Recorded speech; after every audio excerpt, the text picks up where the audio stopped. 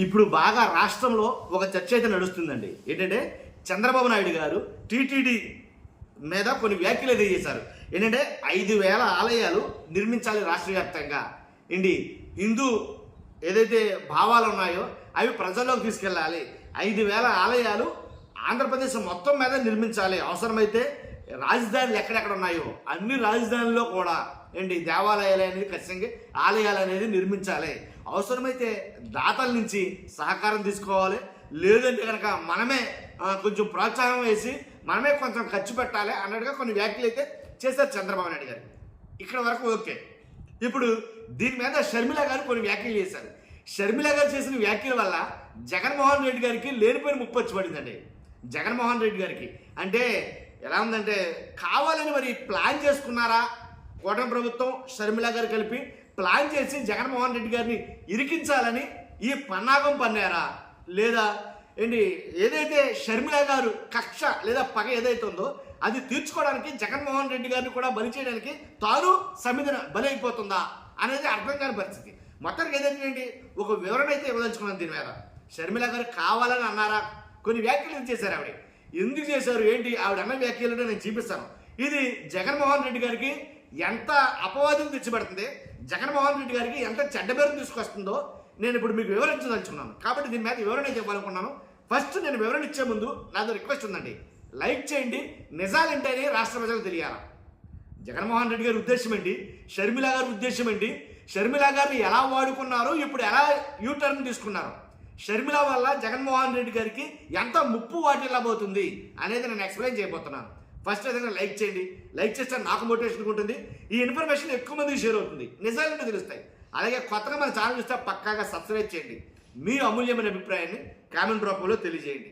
ఇప్పుడు షర్మిల గారు మాట్లాడింది ఏంటనేది ఒకసారి ప్లే చేస్తాను, చూడండి. ఒకసారి కట్ చేయండి.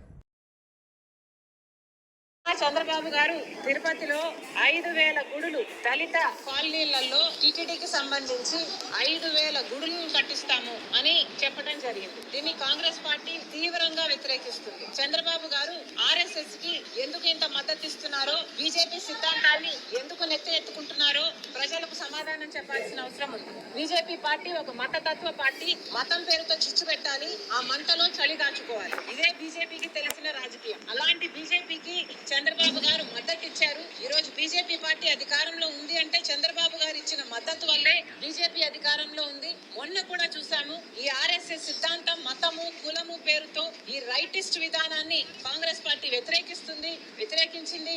కానీ చంద్రబాబు గారేమో మొన్న ఉపరాష్ట్రపతి ఎన్నికల్లో కూడా ఆర్ఎస్ఎస్ అభ్యర్థికే మద్దతు ఇచ్చారు. సరే, మిత్రధర్మం కదా అని చాలా మంది అనుకోవడం జరిగింది. కానీ చంద్రబాబు గారిని కాంగ్రెస్ పార్టీ సూటిగా ప్రశ్నిస్తుంది. చంద్రబాబు గారు, మీరు బీజేపీకి మద్దతు ఇస్తున్నారా లేక ఆర్ఎస్ఎస్ లో మీరు చేరైపోయారా? ఈరోజు చంద్రబాబు గారు ఆర్ఎస్ఎస్ లో చేరినట్టుగా బీజేపీ మనిషిగా మాట్లాడుతున్నారు. 5,000 గుడులు కట్టిస్తారట, దళిత కాలనీలలో 5,000 గుడులు కట్టిస్తారట టీటీడీ తరఫున. ఏం అవసరం ఉంది అని అడుగుతున్నాం. ఏ దళిత కాలనీ వచ్చి మాకు టీటీడీ గుడులు ఇక్కడ కావాలి అని అడిగారో చంద్రబాబు గారు సమాధానం చెప్పాలి. టీటీడీ పవిత్రమైన గుడే, ఎవరూ కాదనటం లేదు. కానీ వాళ్ళకు అధికంగా డబ్బులుంటే ఆ డబ్బులతో ప్రజలకు సేవ చేయాలి తప్పితే ఇలా రాజ్యాంగానికి వ్యతిరేకంగా ఆర్ఎస్ఎస్ సిద్ధాంతాన్ని నెత్తినెత్తుకొని దేశమంతా గుడులు కట్టిస్తామనడం చాలా అసలు భావ్యం కాదు అని చెప్తున్నాం. మళ్ళీ అడుగుతున్నాం, చంద్రబాబు గారిని ప్రజాస్వామ్య దేశంలో సెక్యులరిజం ఉంది అని చెప్తున్నది భారతదేశ రాజ్యాంగం. కానీ ఆర్ఎస్ఎస్ రాజ్యాంగం అది చెప్పటం లేదు. హిందువులు మాత్రమే మనుషులు, మిగతా వాళ్ళంతా పురుగులు అని చెప్తుంది ఆర్ఎస్ఎస్. మరి చంద్రబాబు గారు ఆర్ఎస్ఎస్ లో ఎందుకు చేరారో, బీజేపీ మాటలు ఎందుకు మాట్లాడుతున్నారో సమాధానం చెప్పాలి. చంద్రబాబు గారు మళ్ళీ అడుగుతున్నాం, మీరు గుడులు కడతామంటున్నారే దళిత కాలనీలలో, ఈ గుడులలో పూజారులు ఎవరు? బ్రాహ్మణులు ఉంటారా, దళితులు ఉంటారా? చంద్రబాబు గారు రాసివ్వగలరా పూజారులు అంటే దళితులే ఉంటారు అని? ఎస్సీ ఎస్టీ కాలనీలలో అసలు టీటీడీ గుడులు కావాలి అని చంద్రబాబు గారికి ఎవరు చెప్పారు? ఎందుకు నెత్తినెత్తుకుంటున్నారు? 5,000 గుడులు దళిత కాలనీలో టీటీడీ కట్టించడాన్ని కాంగ్రెస్ పార్టీ తీవ్రంగా వ్యతిరేకిస్తుంది. ఇది మన సెక్యులరిస్టిజం విధానానికి చాలా వ్యతిరేకం. చంద్రబాబు గారికి దళితుల మీద ఏమాత్రం శ్రద్ధ ఉన్నా మొన్న హైకోర్టు ఇచ్చిన తీర్పు ప్రకారం ఎస్సీ లేదా దళిత హాస్టళ్లలో 200 మంది ఆడపిల్లలకి ఒకటే బాత్రూమ్ ఉందంట. అలా ఉన్నాయి ఆ వెల్ఫేర్ హాస్టల్స్. ఆ బిడ్డల గురించి, ఆ దళితుల గురించి మీకు ఏమాత్రం అక్కరున్నా వాళ్ళ వెల్ఫేర్ గురించి ఆలోచన చేయండి. ఆ హాస్టల్ బాగు చేయండి. వాళ్ళ కాలనీలలో డ్రైనేజ్ సిస్టమ్స్ లేవు, వాళ్ళ కాలనీలలో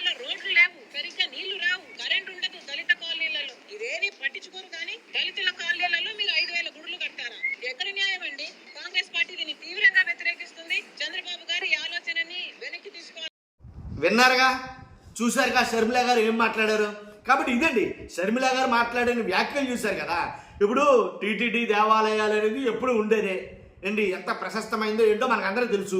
కాబట్టి వాస్తవంగా ఏంటంటే రాష్ట్రం మొత్తం వాళ్ళు ఏర్పాటు చేయాలనుకున్నారు. చంద్రబాబు నాయుడు గారి మాటలు అసలు మీరు వినుంటే ఆయన మాటలు ఎక్కడా కూడా ఎస్సీ ఎస్టీ కాలనీల్లో అన్న మాట రాలా వాస్తవంగా అయితే కనుక. తర్వాత వీళ్ళ నుంచి వచ్చిన మాటలు గారు అవి. కాకపోతే 5,000 ఆలయాలు నిర్మించాలని అంటే కనుక షర్మిల గారు మాట్లాడిన మాటలు అయితే కనుక అలా ఉన్నాయి. కాకపోతే ఇప్పుడు షర్మిల గారు అలా మాట్లాడడం వల్ల ఒక హిందూ వ్యతిరేక కింద షర్మిల గారు ఒక హిందూ వ్యతిరేక కింద చిత్రీకరిస్తున్నారు. అంతేకాదు ఆవిడ మాట్లాడిన తీరు అలాగే ఉంది. కాకపోతే ఇంకోటి ఏంటంటే షర్మిల గారితో పాటు జగన్మోహన్ రెడ్డి గారిని కూడా యాడ్ చేసి షర్మిల గారిని జగన్మోహన్ రెడ్డి గారిని పక్కన చేసి వీళ్ళు హిందూ వ్యతిరేకులు. షర్మిల గారి గురించి చాలామంది చాలా రకాలుగా మాట్లాడుతున్నారు.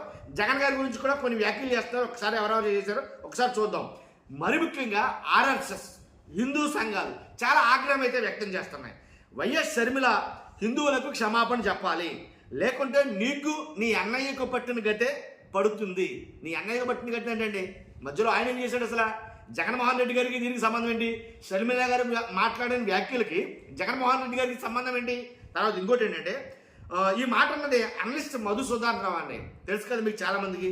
తర్వాత మంత్రి ఆనం రామనారాయణ రెడ్డి గారు కొన్ని వ్యాఖ్యలు చేశాడు. ఆయన మీ పని అయిపోయింది, పోయి ప్రార్థన చేసుకోండి, ఇక మీరు హిందూ వ్యతిరేకులని అర్థమైపోయింది, మీరు పోయి మీ పని అయిపోయింది, మీరు పోయి ప్రార్థన చేసుకోండి, ఇలా కొన్ని వ్యాఖ్యలు అయితే కనుక చేయడం జరిగింది మంత్రి ఆనం రామనారాయణ రెడ్డి గారు. తర్వాత ఇంకొంతమంది నువ్వు నీ మొగుడు కలిసి, అదే నువ్వు నీ భర్త కలిసి హిందూ ధర్మాన్ని నాశనం చేయడానికే ఉన్నారా అనేది మాట్లాడుతున్నారు. కాబట్టి ఇలా 1, 2 కాదు, ఇప్పటిదాకా షర్మిలాని వెంట పెట్టుకున్నటువంటి కూటమి ప్రభుత్వం షర్మిలాని ప్రతిదానికి ఒక అస్త్రంగా జగన్మోహన్ రెడ్డి గారి మీద వేయడానికి ఒక అస్త్రంగా వాడుకున్న కూటమి ప్రభుత్వం ఇప్పుడు షర్మిలాని దూరం పెట్టడం ప్రారంభించింది. ఎందుకంటే షర్మిలతో పని అయిపోయినట్టుంది, షర్మిల అవసరం తీరిపోయినట్టుంది. ఎందుకంటే ఏబిఎన్ ఛానల్ కావచ్చు, కొన్ని ఛానళ్ళు అంటే కూటమి ప్రభుత్వానికి ఫేవర్గా ఉండే టీడీపీ ఛానల్స్ ఏవైతే ఉన్నాయో ఆ ఛానళ్ళన్నీ ఇప్పుడు షర్మిల గురించి వ్యతిరేకంగా మాట్లాడటం మొదలెట్టాయి. టీవీ5 కావచ్చు, ఏబిఎన్ కావచ్చు, తర్వాత ఇలా కొన్ని ఛానళ్ళన్నీ కూడా, కాకపోతే ఈటీవీ కావచ్చు, ఇలా కొన్ని ఛానళ్ళని కూడా షర్మిల గారిని యాంటీగా చూపించడం మొదలెట్టాయి. హిందూ వ్యతిరేకి కాబట్టి మీ నాన్నకు పట్టిన గదే నీకు పడుతుంది, ఇలా రకరకాలుగా.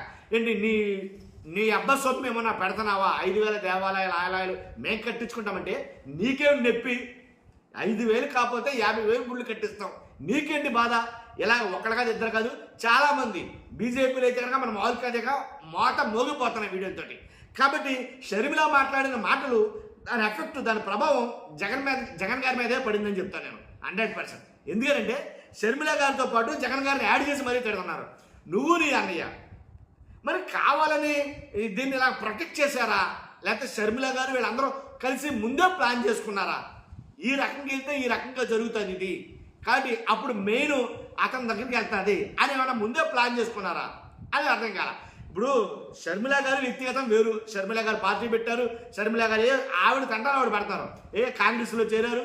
కాదు కాంగ్రెస్లో చేరినా సుఖం లేదు. ఎందుకంటే కనుక ఆవిడ రాజకీయంగా ఏ పని చేసినా సరే, పొద్దుటి లేచిన నుంచి సాయంత్రం పడుకునేదాకా రాజకీయంగా ఆవిడ ఏ పని చేసినా సరే జగన్మోహన్ రెడ్డి గారి చెడు మాత్రమే కోరుకుంది ఆవిడ. ఇది వాస్తవం, దీంట్లో ఎలాంటి కట్టు కథలు లేవు. కాబట్టి అలాంటి షర్మిల గారిని ఇప్పటిదాకా పావులా వాడుకున్నారు కూటమి ప్రభుత్వంలో. అలాంటి షర్మిల గారు ఎప్పుడైతే ఈ వ్యాఖ్యలు చేశారో, ఎస్సీ ఎస్టీల్లో వాళ్ళ కాలనీల్లో మీరు ఆలయాలు నిర్మించడం కాదు, ఆవిడ మాట్లాడిన మాటలు కూడా కొన్ని మాటలు ఉన్నాయి. ఏంటంటే ఆలయాలు నిర్మించడం కాదు, వాళ్ళకి బడులు లేవు, అలాగే ఒక డ్రైనేజీ సిస్టమ్ లేదు, వాళ్ళకి ఉండడానికి ఇళ్ళు లేవు, అలాగే వాళ్ళకి తాగడానికి మంచినీళ్ళు లేవు. కాబట్టి కనీస వసతులు చాలా లేని ప్రాంతాలు ఎస్సీ ఎస్టీ వాడలు చాలా ఉన్నాయి, వాటన్నిటిని డెవలప్ చేయండి అని షర్మిల గారు మాట్లాడుతూ, కాబట్టి వాళ్ళు కట్టించమని మిమ్మల్ని అడిగారా? ఎస్సీ ఎస్టీ కాలనీలు, దళిత కాలనీల్లో ఏంటి ఆలయాలు కట్టించమని మిమ్మల్ని అడిగారా? అక్కడ కట్టించడానికి మీరెవరు అసలను? ముందు వాళ్ళకి కావాల్సిన వసతులు చూడాలి కదా మీరు అని ఆమె వెర్షన్ వేరు. వాస్తవంగా అయితే కనుక అది రాంగ్ పోర్ట్రేట్ అయ్యిందని చెప్తాను నేను. షర్మిల గారు మాట్లాడింది వేరు, అది రాంగ్ పోర్ట్రేట్ అయ్యింది. నీకేంటి నొప్పి? మేము కట్టించుకుంటే 5,000 కాబట్టి 50,000 కట్టించుకుంటాం, నీకేంటి బాధ అన్నట్టుగా వాళ్ళు వేరేలాగా తీసుకోవడం జరిగింది. అంటే ఒక హిందూ వ్యతిరేకిలాగా. అంటే చంద్రబాబు నాయుడు గారిని కూడా షర్మిల గారు కొన్ని అనుచిత వ్యాఖ్యలు చేశారు. ఏమన్నారు చంద్రబాబు నాయుడు గారిని? ఆవిడ మాట్లాడుతూ చంద్రబాబు నాయుడు గారు ఆర్ఎస్ఎస్ వాదిలాగా తయారయ్యారు, ఆర్ఎస్ఎస్ భావాలతోటి ఏంటి రాష్ట్రం మీద బీజేపీ సిద్ధాంతాన్ని, మతతత్వ పార్టీ సిద్ధాంతాల్ని ఆంధ్రప్రదేశ్లో ప్రజల మీద చూపించాలని తయారయ్యారు, కాబట్టి ఇది మమ్మాటికి కాంగ్రెస్ ఒప్పుకోదు అని అన్నారు. యాక్చువల్గా కాంగ్రెస్ తీసుకున్న స్టాండ్ కాదు అది. నిజం మాట్లాడాలంటే కాంగ్రెస్ తీసుకున్న స్టాండ్ కాదు అది. కానీ కాంగ్రెస్ తీసుకోకుండా ఈవిడ ఓన్గా ఈ డెసిషన్ తీసుకుని మాట్లాడటం వల్ల ఇదంతా కూడా ఎక్కువగా జగన్ గారికే ఇంపాక్ట్ ఎక్కువ చూపించిందని చెప్తాను నేను. ఏ వీడియో చూసినా సరే, ఏ ఛానల్ చూసినా సరే ఆ షర్మిల గారితో పాటు జగన్ గారిని కూడా పక్క పక్కన పెట్టి తిట్టడం మొదలుపెట్టారు. కాకపోతే ఒకటి, జగన్ గారు ఏంటనేది రాష్ట్ర ప్రజలకు తెలుసు. కాబట్టి ఆయన మొత్తం అన్ని మతాలని గౌరవంగానే చూస్తారు ఆయన. కాబట్టి అన్ని మతాలు ఆయన్ని ఇష్టపడతాయి. కాబట్టి ఇప్పుడు షర్మిల గారు అన్నంత మాత్రానో, లేకపోతే షర్మిల గారితో పాటు కావాలని కుట్రపూరితలు చేసినంత మాత్రానో ఆయనకేమీ బ్యాడ్ అవ్వదు. కానీ కావాలని మసిపూసి మారేడుగా చేయాలనుకున్నా చూశారు. అది మాత్రం ఒక రకంగా ప్రయోజనాన్ని చూపించిందని చెప్పాలా, వాళ్ళ పన్నాగం ఫలించిందనే చెప్పాలా, ఇదైతే చెప్పొచ్చు. కానీ దీంట్లో ఇంత కుట్ర అయితే దాగుంది. షర్మిల గారి వ్యాఖ్యల్లో ఆవిడకి ఇంపాక్ట్ ఎక్కువ కదా జగన్ గారికి ఎక్కువ చూపించిందనే చెప్తాను నేను. ఖచ్చితంగా మీ అభిప్రాయం ఏంటో కామెంట్ రూపంలో తెలియజేయండి. ఫస్ట్ అయితే లైక్ చేయండి. Thank you very much.